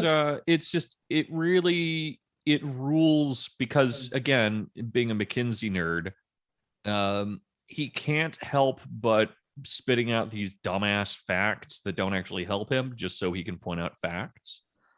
I have data. Yeah, and it's facts that might be able to help him in a business meeting, both because business meetings are primarily based off of people saying facts to fill time, right? And to be like, no, I'm actually paying attention to this problem that I'm texting my way through. And also because, pointing out that there's a difference between supply chain and supply might actually be really interesting to one of the weirdo McKinsey guys that are trying to fix bread prices, but not useful here. You know, kind of. It's pretty cool. Yeah, seeing it in action. Play the last 9 seconds of this. To try to surge their production. That's led to an increase in production, which is helping to compensate. But at the end of the day, this plant needs to come back online safely. Cool. So a couple of things to note there is Pete is weirdly smiling through this whole interview, which is bizarre enough. The first thing I noticed the first time I watched this was just like, ooh, he's doing the creepy smiley thing. Yeah, so it's bizarre enough that given the subject matter, he's smiling through this whole thing.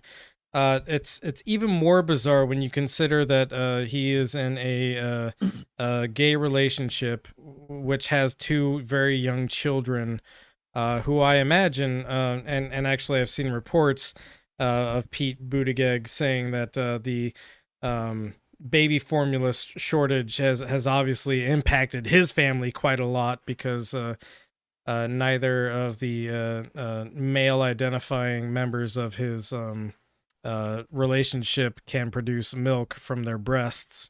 I mean, that's a supply chain problem on his part, right? Right. Where, yeah, of course, exactly. There's a supply problem. There's a supply problem, which makes sense, right? Because he can't produce milk, nor can his partner. But just buy a woman. He can certainly do that, and I don't think he has any ethical qualms against it. No, just he doesn't. Buy some women from over the border or whatever. Go to like the Little St. James. I'm sure it's still open for business. pick one up, and you can feed your babies. Like he's just not thinking through the supply chain. No, that's Tuesday night dog. Oh yeah, they're using dog milk. Yeah, but he always milks it to death, though. You know? Okay. Different kind of milking, I guess. Yeah, no, this is so bizarre, and you know, he like explicitly points out the government should not be making baby formula, and this is like a case where it's like, well, I don't know, man. It kind of seems like the government should be making baby formula, especially given like and you know, this is like bizarre timing with all of the anti-abortion laws that are coming out, where you know, like economic factors are one of the biggest problems that lead to whether or not somebody considers having an abortion. Right. And so, you know, like let's make sure that we never give parents like this government resource, which would be, you know, the ability to feed their children by having the government produce baby formula. You know, we got to stay away from that. This is a capitalist society. We have to make it bad and shitty as we continue to reduce all these laws that remove a parent's ability to like properly plan and choose their family. We can't give into that. We can't like, I don't know, maybe do something good for parents. Okay, hold on. I'm getting really sick of this this bullshit that you're trying to hand the audience. Let me simplify this, okay? So if you could, you know, choose the life of say 50 to 100 babies, or the existence of the iPhone, what would you choose? I don't like iPhones, man. Yeah, I definitely kill 100 babies.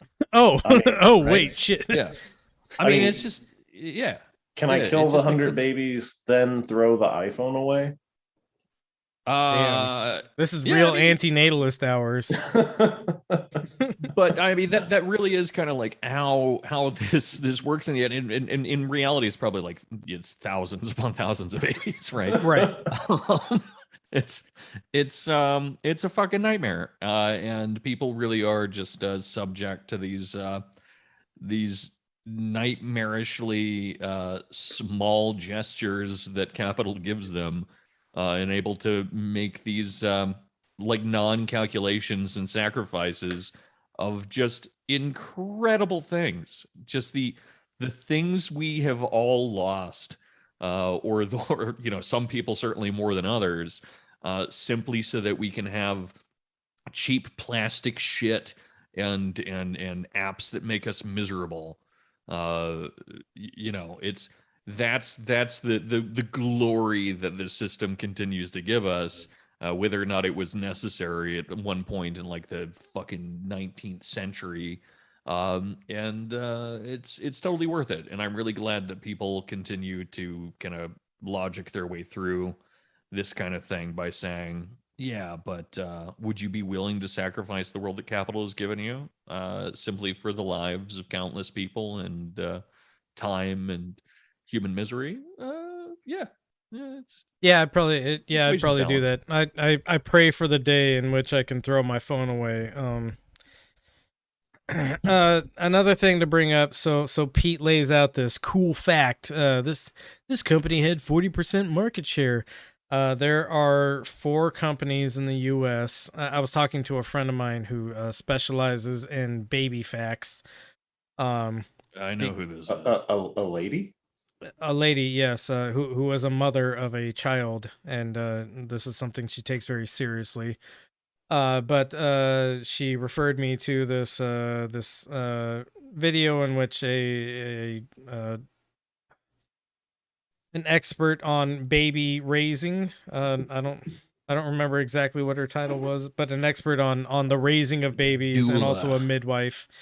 Not just like a doula or anything like that. This is a woman with a doctorate in this kind of stuff. A babyologist in that case. Yes, a babyologist, if you will. But this lady was talking and she mentioned that there's 4 companies in the U.S. that have 90% of the baby formula market. This company that was not ensuring like a safe, uncontaminated environment for its production line owns 40% of it, and that's why we're seeing basically like a 40% reduction in stock everywhere, because a bunch of it had to be recalled, which causes, you know, panic buying for the other brands, and you know, the whole cascade of the like just in time economy that we have. Who's this Justin guy, and how can we stop him? I don't know, man. We'll work on it. But you know, so what this all leads back to is this company Abbott that was making the baby formula. They were doing one of my favorite things that we've talked about a couple of times on this podcast, which is prioritizing profits over maintenance. Because the less maintenance you do, the more your profit margins expand. None of your shareholders are ever going to be held accountable for taking more profits than the company could like reliably sustain and keep the business like above board. So essentially what happened is they wanted to make more money. They kept on making more money. This ate into the maintenance costs. Maintenance was deferred, and then you get a plant that is no longer creating uncontaminated baby formula. In a country where we're rolling back all these rights against like planning out your family, essentially. So it's cool. Hell yeah. Go ahead and go to the next link.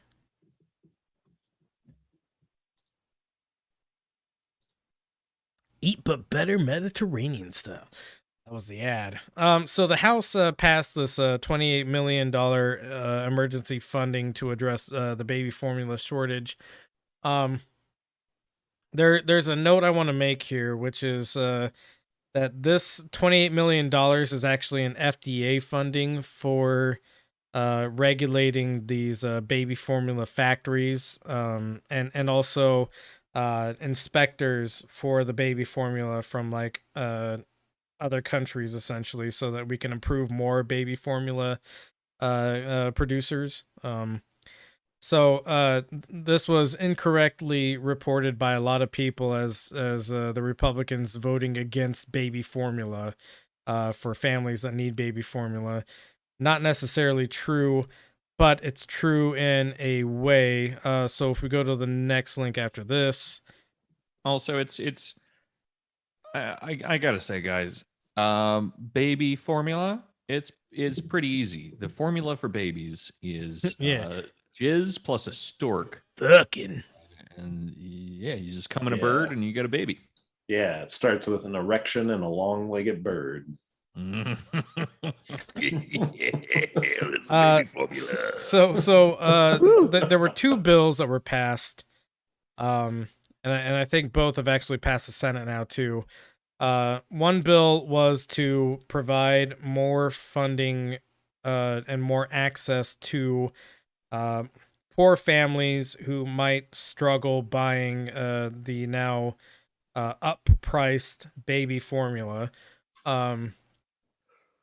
But just having better access to baby formula in the first place.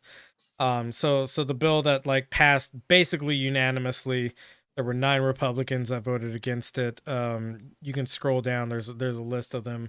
It's all of your typical offenders in this sort of thing. So go ahead. Yep, right there. Nope. Representatives Andy Biggs from Arizona, Lauren Boebert from Colorado, Matt Gaetz from Florida, Louis Gohmert from Texas, Paul Gosar from Arizona, Marjorie Taylor Greene from Georgia, Clay Higgins from Louisiana, Thomas Massey from Kentucky, and Chip Roy from Texas. So these are like your fringe Republicans who are like, no, fuck babies, we won't give them formula. And I use a Southern accent because all these people have a Southern accent, and I don't care. Except for Matt Gaetz, he's got just like a pedophile accent, I guess. Yeah, the kind of person that would roofie an orphan that they found. Which I think he literally did. Yeah. Look up Matt Gaetz's servant/child. It's an interesting read. So did you know that Nestor still drinks baby formula? Just tons of it, just gallons of baby formula from a Gaetz's bottle tits. that Matt Gaetz is chest feeding to him. Oh, there you go. See, we went to the same place. Yeah. Matt gets his tits. So yeah, 9 Republicans voted against this this nearly unanimously approved bill to help people get baby formula. The problem is that 192, I believe, Republicans voted against the expansion of the FDA by the tune of 28 million, which is like pocket change to the government essentially. And the goal was that, you know, we're going to get more people who can inspect and approve more sources of baby formula, right? So we have like the Republican Party, you know, basically being on board, except for like a couple of fringe weirdos, basically being on board with, yes, poor people can have access to baby formula. But then you have most of the Republican Party saying, oh, no, but only if it's the baby formula that comes from the U.S. or like is going through approved channels. The other thing that the video, the baby expert I know shared with me was that shoot, where was I going with this? So like not only like, fuck, I think I genuinely lost the point I was getting at. You're stupid and Yeah. You're pretending that you actually talk to women. No, I would never. This was actually given to me by a third party. No, I think I genuinely lost the point that I was working towards. It was a minor point, but it was still kind of important. But neither here nor there anymore, I guess. But basically, yeah, fuck these people. Kickbacks. Wick kickbacks is what I was gonna get at. Wickbacks, if you will. Wickbacks. Dude, don't say. You can't say that. Yeah, you can't say that. But Wick gives like it's like $2 billion per state in kickbacks to these baby formula manufacturers. So like this baby formula is already heavily subsidized by the government to the point where it's like almost free to create, and all they can do is like reap in profits at that point. And so the fact that they were just diverting all this money to their shareholders and not putting it into the maintenance infrastructure necessary to create the baby formula is like an extra like insult of injury to the wound, because it's taxpayer dollars at this point funding the fact that taxpayers can no longer get baby formula. So that was my last point on this. And if we're ready to move on to more cyberbully victims, we can go ahead and do that. Oh wait, no, these are not cyberbully victims. So we should bully the babies? Is that the conclusion we've come to here? No, we should bully dumb babies, bully shareholders. Big baby. We should be like, oh, what did you do? Buy some stocks and now you think you're owed money? Nerd.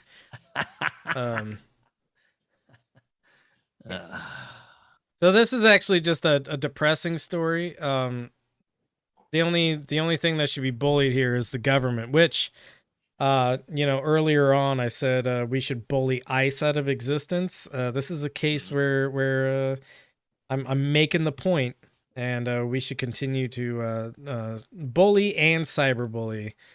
both real life bully and electronically bully ICE out of existence. But the headline here reads, and I verified this through a couple of sources, but New Yorkers who helped identify Brooklyn shooter in danger of being deported. So this is the Brooklyn subway shooter.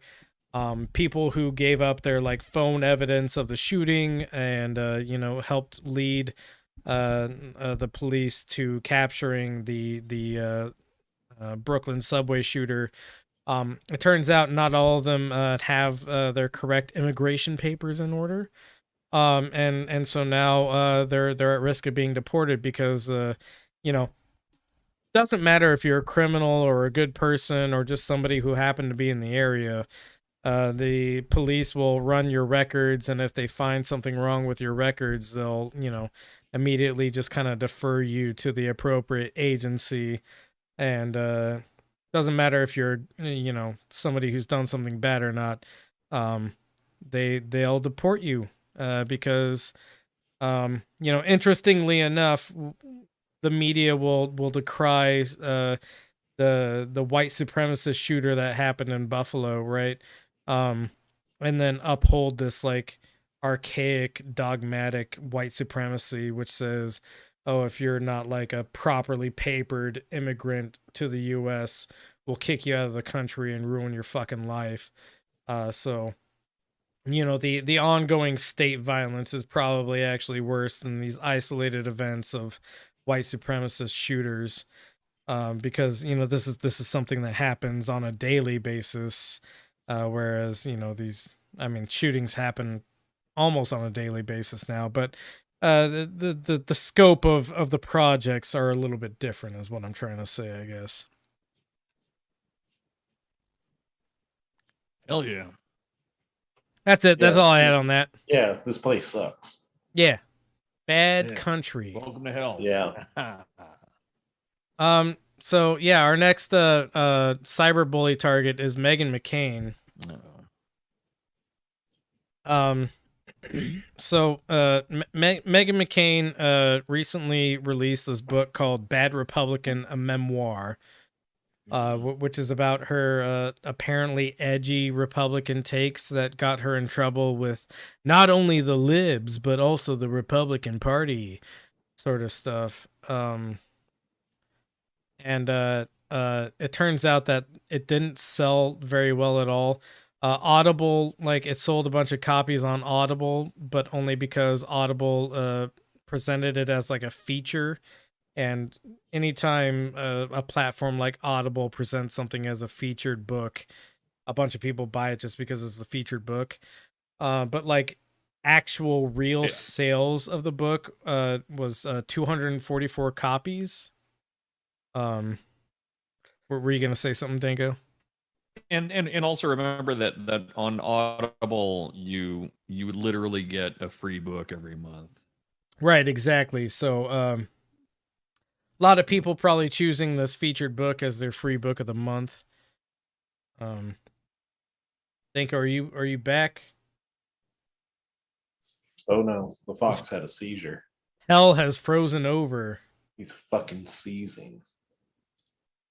I think he's back now. Nope. Maybe not. Oh, he disappeared and came back. Yeah, in a bout of flames. Show us your tongue to let us know. Yeah. There we go. All right, he's showing us his tongue. This guy named Mike Sington tweets this thing out, which says Meghan McCain's new book, Bad Republican, a Memoir, flops big time. Only 244 copies have sold since it was released on April 26th. Let that sink in. 244 copies. So we got the typical let that sink in rhetoric. But Steve Schmidt, who let's not mistake Steve Schmidt for being a guy that we should like or think is cool. Steve Schmidt is one of the fucking loser dorks that's in charge of the Lincoln Project, which was a bunch of Republicans trying to essentially sanitize their name and political projects by being anti-Trump, but they're still responsible for, things like the war on terror, American foreign policy for like the last 15 to 20 years, or like 30 or 40 years in some cases. So Steve Schmidt sucks, right? But he does this incredibly base thing, which is make fun of Meghan McCain, who sucks even more. So he replies to this tweet about Meghan McCain's book, and he says, "I can explain this. When I kicked Meghan McCain off of the 2000," and he tags her, by the way. So when I kicked at Meghan McCain off the 2008 McCain plane because of her outrageous behavior, I talked to her mom and explained what was happening and why. Cindy got weepy and said, "I just want to say I raised 2 good sons." I said, "Everyone knows you did." Go down the tweet thread a little bit. Even Meghan McCain's mom wishes that she hadn't been born, which is understandable. So this is the second tweet. "My daughter was 3 at the time, and I made a promise to myself that I would make sure that my number 1 priority in life would be raising a child that never acted like Meghan McCain, a spotting, roiled, entitled bully. She is graduating high school next week. Mission achieved." His daughter probably sucks too. Yeah. Third tweet. "Everyone who has ever worked with Meghan McCain, from at ABC, The View, Joy V. Behar, Whoopi Goldberg, and 1,000 others, have seen the unfiltered version of what the whole of America has seen. That is why in a nation of 333 million people, 247 have bought it. Nothing new to learn." And then, oh, never mind. We won't keep going down, I guess. You know what I mean? But yeah, incredibly funny to see Meghan McCain getting bullied on the internet by a guy who also sucks, but bullies will bully. Danko, are you back? Kinda. Can barely hear you. Good. Okay, that was a little bit better. Yeah. I'm pretty sure he was jerking off the whole time. Yeah, you said Meghan McCain, and I just got all. I got everything went red, and I couldn't stop myself. So our last cyberbullying subject is Elon Musk. Oh man, how are we gonna bully him? It seems impossible. Yeah, how would we ever? And will we be accused of ableism because we're bullying a neurodivergent individual? Didn't he make a mini biopic, like a mini documentary about how he was bullied, or somebody else made it about him? Technically, I hope so. I mean, it's really hard to believe that, because he grew up in apartheid Africa, where his family ran an apartheid mine. So if he was being bullied, it was probably like, I don't know, by other rich kids over weird rich kid things, like either that, or like just the average person on the street would spit at his family's convoy. Yeah, one of his literal slaves called him a cracker. Yeah, right. If he was bullied, it was something incredibly benign that like he probably deserved in the first place. Yeah. And definitely hasn't done anything to like redeem himself for. So we'll shed our little crocodile tears for Elon Musk. But anyways, so Elon Musk goes on this thing. I think it was the 18th.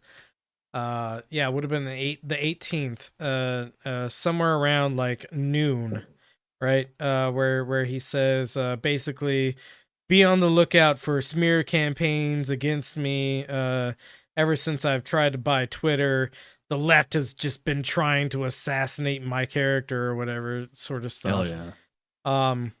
And then it turns out that like 3 hours before he started tweeting all that stuff is when Insider Edition reached out to him for some comment on some sexual harassment stuff that he did. Yeah.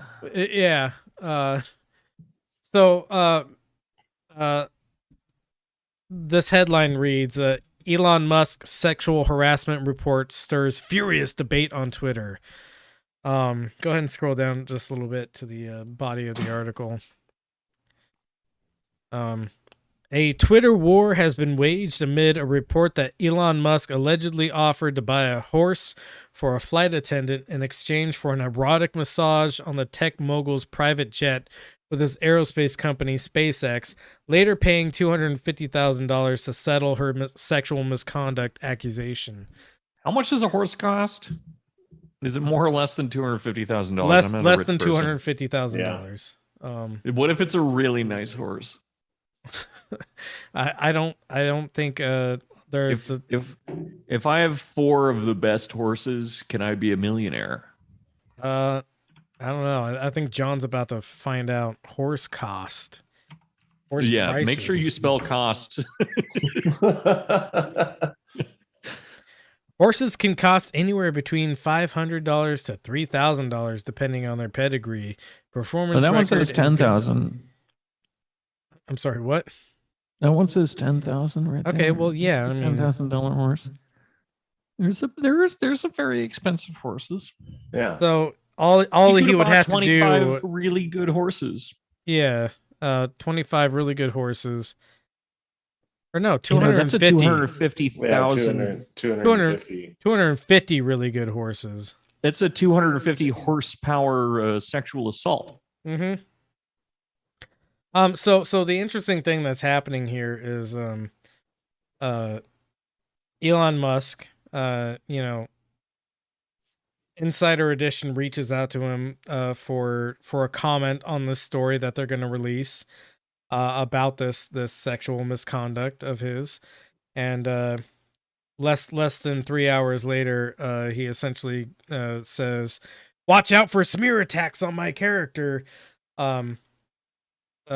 Claiming that this is the left trying to back him out of the Twitter deal that he's definitely going to go through with. Oh shit, my mom's calling me back home. Yeah, exactly. My mom's calling me back home energy, so he's blaming this all on like left smear campaign sort of stuff. And how he knew this was going to happen all along. But it's really bizarre because this accusation comes from 4 years ago. So somehow 4 years ago, he knew that, also his company paid $250,000 to stop this suit against him. But like even back then, the left was ready for his Twitter takeover. And they were already sowing the facts to stop him from being able to take over Twitter. It's really, really cool big brain stuff that Elon Musk is doing. And this is working on his weirdo simp army of like terminally online people who also need to be bullied quite a lot. Oh yeah, more than almost anyone else, frankly. Yeah, Elon Musk people need to be bullied like super hard. Yeah. So then we also have this Twitter exchange, which is on the next link, which is hard. It's hard to describe, but yeah, go ahead. So this person named Tara Bull 808 on Twitter says, "Where were these wild accusations against Elon Musk before he took a stand against the establishment?" And his stand against the establishment is now he's going to vote Republican, and he's trying to take over Twitter so that he can encourage free speech. I don't think this person knows what establishment means. Yeah. And then he's really standing up against the bourgeoisie. Right, yeah. So Elon Musk replies with, "Exactly." And then if you could go down, John, in the comments. Oh no, did it get rid of the comments? Okay. Click on that tweet from Tara Bull. Oh, this one? Yeah, just click on that. Oh man, there was a whole thing where and it keeps getting lost in the comments, I guess. But basically, he lays out this metric, right? Which is this report comes from a friend of the person who was actually sexually harassed, and he notes that this person doesn't describe any part of his dick, any tattoos or scars or blemishes or anything like that. And that's his method of, yes, very How all of fucking my bizarre. exes identify me. Actually, they're all talking about, you know, that scar he has next to the tattoo, next to the blemish on his cock.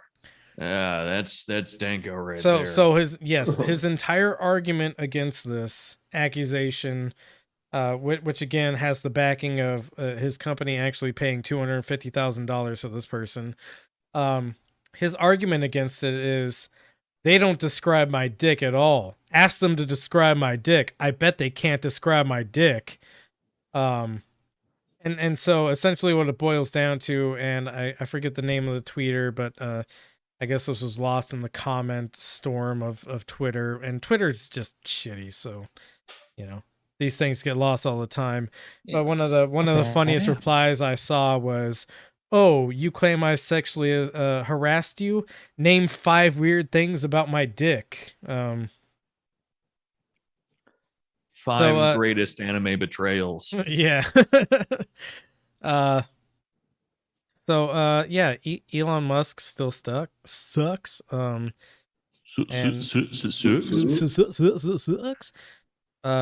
sucks. Yeah. More like Elon sus, am I right? Got him. We got him. Yeah, we got him. But yeah, anyways, that's our cyberbully episode, I guess.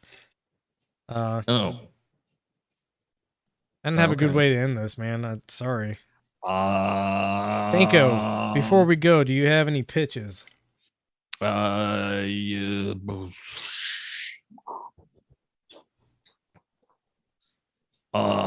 Those aren't words. We're starting a new bullying workshop. Hell yeah. Teaching you how to bully kids and adults as if they were kids. I'm actually thinking about getting back on Twitter, and by back on Twitter, I mean I have one Twitter account, which I reserved because I didn't want somebody to take over the Benzo Rehab name and like post silly shit. I wanted to make sure that somebody was in charge of the Benzo Rehab name on Twitter, posting hateful, hurtful shit. But anyways, go on. You know how many people would be desperate to fuck us over because we have all the haters. Someone's gonna make a Dank Deleuze Twitter. Oh, God, you already have it. No, I have _organs. I got only on Twitter, guys. You gotta protect your name, homie. I'm stupid. I'm a stupid guy. Anyways, do you have any pitches? The same shit I always say. So I'm not even gonna say it. Fuck you. Go away. Patreon.com/Trincata, TRUNCATA. Please check us out. We're doing a fascism workshop. We're returning to that next week. And we're also doing an eroticism workshop. That's being hosted by someone that's not me. So that should be comforting to you. That's it. It's $5 a month. You get all sorts of stuff. Mostly you get to hang out, which is worth money. It's not. It's not. But it's good. It's a good time, and people should look into it. And we would welcome more faces into the workshop, of course. Also, I'm going to be on the Joe Rogan podcast this weekend. So if you guys want to check out a 6-hour conversation between me, Foxmouth, and someone slightly smarter than I am, then check out the Joe Rogan podcast, the Joe Rogan Experience. We talk about race realism and whether or not foxes are real. Spoiler, they are, but they're inferior to us. Man, it's really hard to read your face when you look like that. Yeah, when you look like a fox. Cool. Well, I'll go ahead and give my pitch as usual. The Benzo Rehab Dungeon is and always will be a free broadcast. If you would like to support this broadcast, you are free to go to patreon.com/Benzo Rehab Dungeon. Donate however little or as much as you want to. It won't get you anything special. I am very clear and explicit about that. But it will make me your friend for life, probably, unless you do something shitty and then I have to give you up. Otherwise, we have a Discord, which I would like to see more people on. The link is in the bio. It's in the link tree that I always post with the episodes. Would be cool to have some more faces in there. It's kind of died down a little bit lately, but I think we can have a rejuvenation. We also have a cow in the Zoom sticking its tongue out, looking like it wants it, if you know what I mean. Otherwise, as always, we love you. Please take your medicine. Please take mine, moo. Oh, God. Oh, God. Save some for your friends, or don't. Fucking probably not. Yeah, that's cool, man.